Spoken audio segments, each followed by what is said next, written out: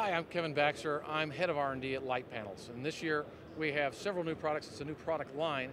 It's our LED Fresnels. So they're daylight balanced Fresnels, the first white Fresnel in the industry that's an LED based. Our small unit that takes 75 watts power in is equivalent to about 175 watts of HMI light or 650 watts of incandescent Fresnel. Our biggest light is equal to about a 2,000 watt incandescent light or a 575 HMI, but it only pulls 250 watts of power. We can match this to our 1x1s or our mini pluses or our micros. You can use any of those products together in conjunction with these and have a steady, constant color balance. We have plastic lenses instead of glass lenses because we don't have infrared or ultraviolet that we need to block going through the lens. We have touchscreen technology on the back of all these Fresnels. We've got the dimmer in the head, the ballast in the head, and the controls are in the head. We have DMX capability. The DMX can be addressed by the touchscreen, as well as you can have manual controls on all the lights. Well, we have the ENG, which is another part of the Fresnel family. It's just very small. It's for on camera. Most cameras, ENG cameras, are limited to about 30 watts of power available for the light. But in this case, we're getting the equivalent of about 250 watts of light out of that 30 watts that the battery gives us. And it's a light that has a Fresnel, so we can focus it. You can go from a flood to a spot. We also have a hybrid Micro Pro this year. Hybrid meaning flash. Because of the digital SLR movement, we have a lot of people shooting video and shooting stills concurrently. So a still person could look at this as a modeling light for their flash, or say more of a news person could be doing an interview such as this, but also be taking still pictures at the same time. Now, Lite panels really don't have too many source shadows because of the close packing on them. But in this case, the Fresnels are a true single source, a single shadow, a soft shadow, and a nice gentle fall off around the edges of the beam, which is what we're attempting to get, so that traditional old school gaffers and lighting people can appreciate the quality of the light that comes out of these. My name is Jim Sanfilippo. I'm the founder and CEO of Nila Inc. We manufacture high brightness, energy efficient, sustainable LED products. All of our fixtures have interchangeable lenses.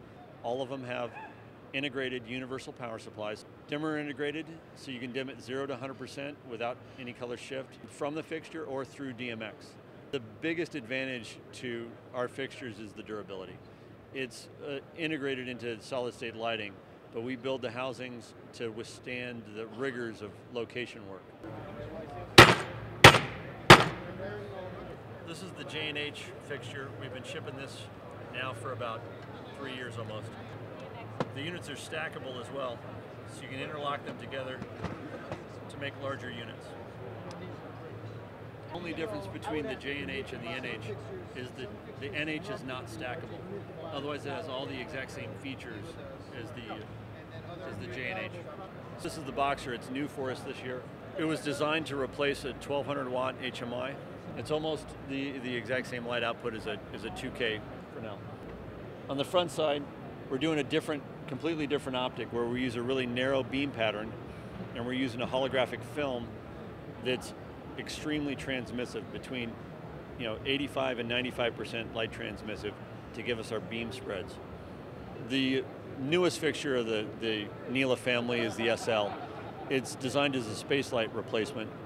It was a request from Warner Brothers to do something, broad area lighting, just like a space light. Similar to all of our products, we like to design them with the most functionality possible. So again, this has the holographic film to use as the lensing to spread the beam back out. So there's same lensing as the Boxer. The narrow beam that comes out of this is about a little more than 7 degrees and has a throw 400 or 500 feet easy. It's drawing 850 watts, but giving you, between the 5,000 and 6,000 watt tungsten light output range. So you can plug it in anywhere in the world. You can either hang it like a space light, or you can put it on a yoke and use it like you would a traditional light. We rate our fixtures for 20,000 hours. There's 80% less heat coming out of them, so you can save on the air conditioning. There's no toxic heavy metals in any of the components, and when you're done using them, we want them back so that you can, so we can recycle all the components or reuse the components.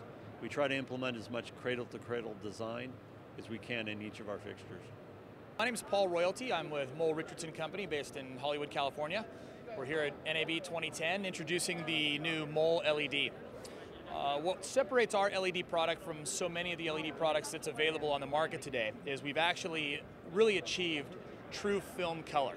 Our tungsten is 3200 degrees Kelvin exactly, designed to match with existing tungsten halogen technology. Our 56K daylight, again, is designed to match exactly with traditional daylight fixtures, whether they be HMI, fluorescent daylight units. We tested with Shelley Johnson ASC for well over a year with help from Panavision, Aeroflex, and Kodak cameras. That's how we knew we were able to really match the traditional color, because it's been done on film. And now when you actually look at the film test, which will be on mole.com, you can literally see the separation between, let's say, a 407 baby and the LED. On camera, there is absolutely no change in color, no spikes in greens or magentas. In addition to that, the fixture itself is DC. It runs from 10 to 50 volts DC. So the ability to plug it into an Anton Bauer battery, a standard camera battery, a 12-volt car battery, it gives the technician a tremendous amount of latitude when operating off of DC and pulling no more than a maximum of 1 amp. That's a long life on a battery. The full product for the NAB show is what we call the 12-pack. Inside that fixture right there, we have 12 individual LED circuit boards. Those circuit boards measure 1 inch by 6 inches, and it allows us to scale up the fixture and then scale down the fixture. So this is what's going to be more of a standard broadcast or standard location style fixture. These little units are single circuit boards.